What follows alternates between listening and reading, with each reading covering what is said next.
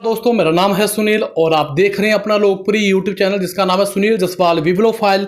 दोस्तों इस वीडियो में हम लोग बात करेंगे टीजीटी आर्ट्स कमीशन की। दोस्तों टीजीटी आर्ट्स कमीशन में 11 सब्जेक्ट होते हैं, उनको किस तरह से कवर करना है इसके बारे में भी हम लोग डिटेल में चर्चा करेंगे।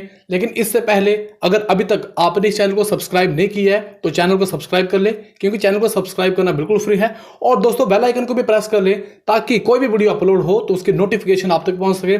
दोस्तों अगर आप इस वीडियो को लाइक करते हैं आपको भी अच्छा लगेगा, मुझे भी अच्छा लगेगा। तो चलिए बात करते हैं दोस्तों टीजीटी आर्ट्स कमीशन की। बहुत सारे बच्चों को टीजीटी आर्ट्स कमीशन की तैयारी करते हुए काफी समय हो चुका है। दोस्तों काफी समय से आप लोग तैयारी कर रहे हैं लेकिन कमीशन पास नहीं हो रहा है, तो इस समय आपको अपनी स्ट्रेटजी को चेंज करना पड़ेगा, अपनी प्लानिंग को चेंज करना पड़ेगा।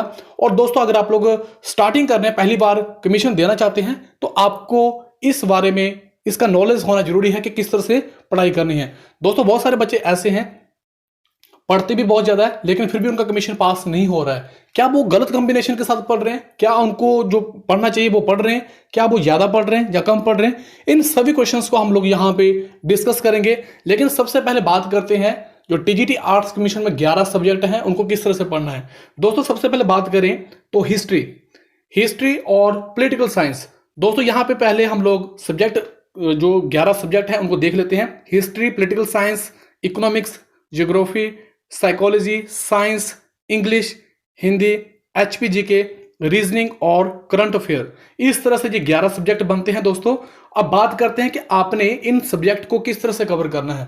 अगर आप लोग इन 11 सब्जेक्ट को पढ़ने की कोशिश करेंगे तो आपका काफी समय जो वो कंज्यूम हो जाएगा।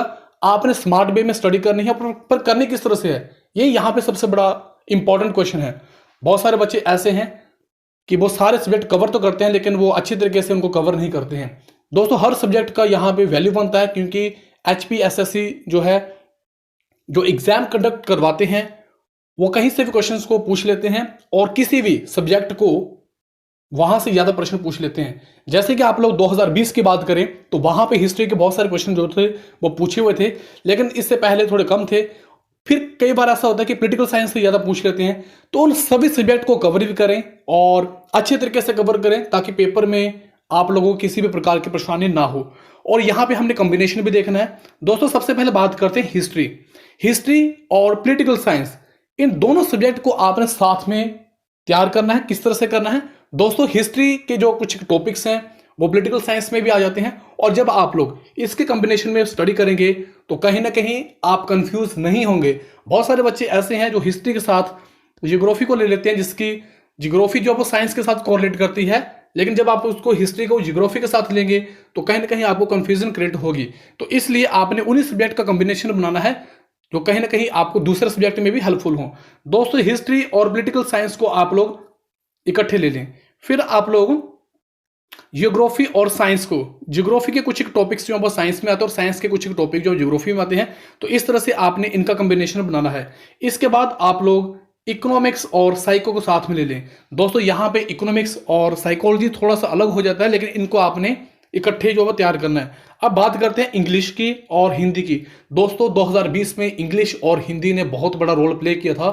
यहाँ पे अप्रोक्सीमेट 30-40 क्वेश्चंस के करीब आए थे, 20 क्वेश्चन पूछे गए थे।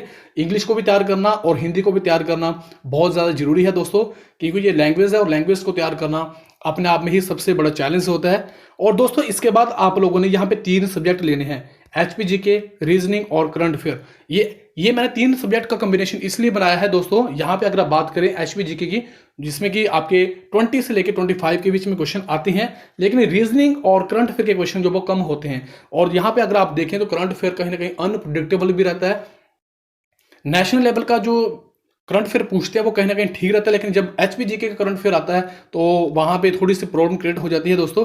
तो यहाँ पे आप लोगों ने जो रीजनिंग के क्वेश्चन है वो मैक्सिमम आपके 10 के करीब होते हैं, तो आप लोगों ने यहाँ पे करंट अफेयर और रीजनिंग के साथ एचपीजी को तैयार करना है ताकि आप लोगों का जो तैयारी है वो अच्छे तरीके से हो सके।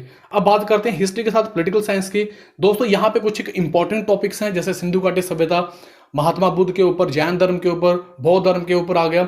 और यहाँ पे महात्मा गांधी काफी इंपॉर्टेंट टॉपिक है। पॉलिटिकल साइंस में अगर आप लोग देखें तो आपके पास राष्ट्रपति, उपराष्ट्रपति, लोकसभा, राज्यसभा, इस तरह से कुछ टॉपिक्स हैं जो कि पूछी जाती हैं। और कुछ एक कॉमन क्वेश्चन है जैसे कि मनी बिल, किस संसद में पास किया जाता है, किस सदन में पास किया जाता है, तो इसके बारे में भी यहाँ पे जो प्रश्न बार बार पूछे जाते हैं। फिर ज्योग्राफी के साथ आप लोग साइंस को देख लें, साइंस में आपके पास जो बीमारियां हैं वहां से जो आप क्वेश्चन पूछे जाते हैं। ज्योग्राफी में आपके पास ग्रहों के ऊपर की कौन सा ग्रह कैसे है, इसके ऊपर प्रश्न पूछे जाते हैं। मिट्टियों के ऊपर प्रश्न पूछे जाते हैं। इकोनॉमिक्स में आपके पास बैंक से रिलेटेड प्रश्न होते हैं, और यहाँ पे रिवर्स रेपो रेट और इस तरह से आप लोग इनको तैयार कर सकते हैं। साइकोलॉजी में भी आपके पास बहुत सारे ऐसे टॉपिक्स हैं जिनके ऊपर वीडियो बने हुए हैं, और दोस्तों साइकोलॉजी को आप लोग अच्छे तरीके से तैयार कर लें।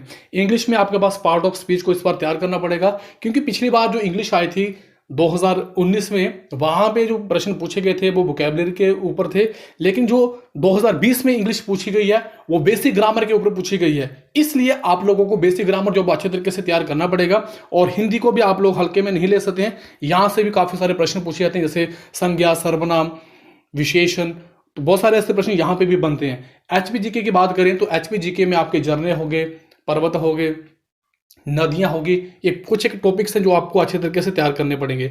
रीजनिंग आपके पास यहाँ पे आगे, रीजनिंग में आपके पास डायरेक्शंस के क्वेश्चन पूछे जाते हैं, ब्लड रिलेशन के क्वेश्चन पूछे जाते हैं, कोडिंग डिकोडिंग के क्वेश्चन जो पूछे जाते हैं, और करंट अफेयर में आप लोगों को पता है कि जो लेटेस्ट चला हुआ होता है उसके बारे में पूछते हैं, जिसमें कि आपके पास किताबें पूछ सकते हैं कि कौन सी किताब किसने लिखी है। तो दोस्तों ये यहाँ पे कॉम्बिनेशन के हिसाब से आप लोगों को तैयार करना पड़ेगा। लेकिन अब बात आती है कि आपने इन सारे सब्जेक्ट का कॉम्बिनेशन किस तरह से बना के चलना है और कैसे चलना है। यहाँ पे बात करते हैं सबसे पहले हिस्ट्री और पॉलिटिकल साइंस। दोस्तों यहाँ पे आप लोग अपने दिन को डिवाइड कर लें कि आपने दिन में पढ़ना है कि रात में पढ़ना है। अगर आप लोग दिन की बात करें तो पहले आप ए सेक्शन कर लें, या फिर सेक्शन बी कर लें, या सेक्शन 1 कर लें, जैसे भी आपको सूटेबल लगे। आपने अपने दिन को 4 सेक्शन में डिवाइड करना है। सबसे पहले आपका मॉर्निंग सेक्शन आएगा, फिर दोपहर का सेक्शन आएगा, फिर आपका शाम का सेक्शन आएगा जिसमें कि 4 बजे की बात करेंगे हम लोग, और फिर आपका रात का सेक्शन आएगा। अब आप देख लें, मैं यहाँ पे जो आपको बता रहा हूँ कि आपने किस तरह से पढ़ना है वो दिन के हिसाब से बता रहा हूँ। दोस्तों अगर आप लोग मॉर्निंग में 7 बजे से लेके 10 बजे के बीच में पढ़ते हैं तो ये आपका मॉर्निंग का सेक्शन हो जाएगा, जिसमें कि आप 2 या 3 घंटे जो आप स्टडी कर सकते हैं। इसके बाद आप लोग अपने हिसाब से देख लें, ब्रेक लेना है। फिर आप लोग 11 बजे से लेके या फिर 12 बजे से लेके आप लोग 2 बजे तक और 1 घंटा आप लोग इसमें रेस्ट कर सकते हैं। फिर आप लोग शाम को सेक्शन सी में आप लोग 6 बजे से लेके 8:30 या फिर 9 बजे के बीच में आप लोग पढ़ सकते हैं, जिसमें आपका डिनर वगैरह भी होगा। और दोस्तों इसके बाद आप लोग रात को 1 घंटा जो है वो पढ़ सकते हैं 9 बजे से लेके 10:30 बजे के बीच में। इस तरह से अगर आप लोग अपने सेक्शंस को डिवाइड कर लें कि आपने इन सेक्शंस में पढ़ना है, तो कहीं ना कहीं आपको जो आप तैयारी कर रहे हैं उसमें आपको काफ़ी ज़्यादा हेल्प भी होगी। और दोस्तों आपने कॉम्बिनेशन लेना, जैसे कि मान लो मॉर्निंग सेक्शन में आप लोगों ने हिस्ट्री और पॉलिटिकल साइंस को पढ़ा, और दोपहर के टाइम में आपने इसके नोट्स बनाए, या फिर साथ साथ में भी नोट्स बना सकते हैं, या फिर आप लोग ऐसे भी कर सकते हैं कि जो आपने हिस्ट्री और पॉलिटिकल साइंस को पढ़ा है उसे आप लोग दूसरे सेक्शन में या तीसरे सेक्शन में रिवाइज कर सकते हैं, क्योंकि दोस्तों रिवीजन करना बहुत ज़्यादा जरूरी है। और दोस्तों अगर आप लोग इस तरह से पढ़ते हैं, आपने ज़्यादा सब्जेक्ट नहीं लेने हैं। आप ऐसा ना करें कि एक दिन में आपने 5 सब्जेक्ट ले लिए, जैसे हिस्ट्री का ले लिया, पॉलिटिकल साइंस, ज्योग्राफी, और इस तरह से आपने 5 सब्जेक्ट ले लिए, लेकिन आप एक भी कवर नहीं कर पा रहे हैं। तो ऐसा आप लोगों ने नहीं करना है। आपने मिनिमम 2 सब्जेक्ट को साथ में लेके चलना है, उनको अच्छे तरीके से तैयार करना है, उसके नोट्स बना लेने हैं। फिर आपने फॉर एग्जांपल जैसे कि आपका हिस्ट्री और पॉलिटिकल साइंस जो है वो कंप्लीट हो चुका है, जिसमें कि आपको अभी कॉन्फिडेंस आ चुका है कि आप लोग इसे पेपर में अच्छे तरीके से अटेम्प्ट कर सकते हैं। इसके बाद आप लोगों ने नेक्स्ट 2 सब्जेक्ट लेने हैं, जैसे कि ज्योग्राफी और साइंस।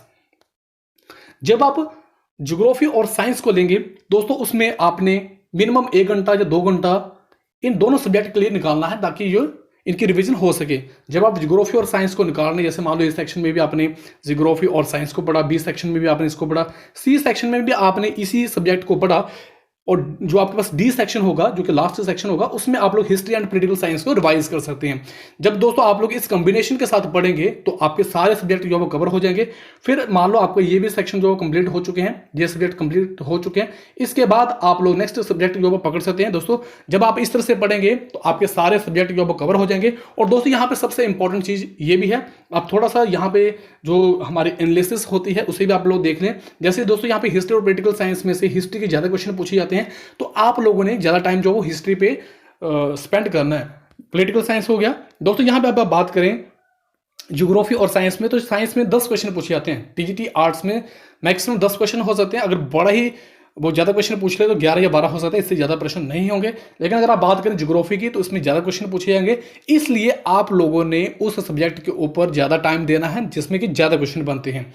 तो दोस्तों यहाँ पे आप लोग जो है वो कम्बिनेशन के साथ पढ़ें, अच्छे तरीके से नोट्स बनाएं, खुद को शांत रखें, पॉजिटिव रखें और कोशिश करें डेली बेसिस पे स्टडी करें। तो दोस्तों ये आज की वीडियो थी। फिर भी अगर आपके मन में कोई प्रश्न है तो कमेंट बॉक्स में जरूर टाइप करें। दोस्तों ये वीडियो आपको कैसा लगा, आप अपनी राय कमेंट बॉक्स में जरूर बताएं। आप लोगों ने मुझे इतना समय दिया, आप सभी का बहुत बहुत धन्यवाद। थैंक यू वेरी मच, दिल से।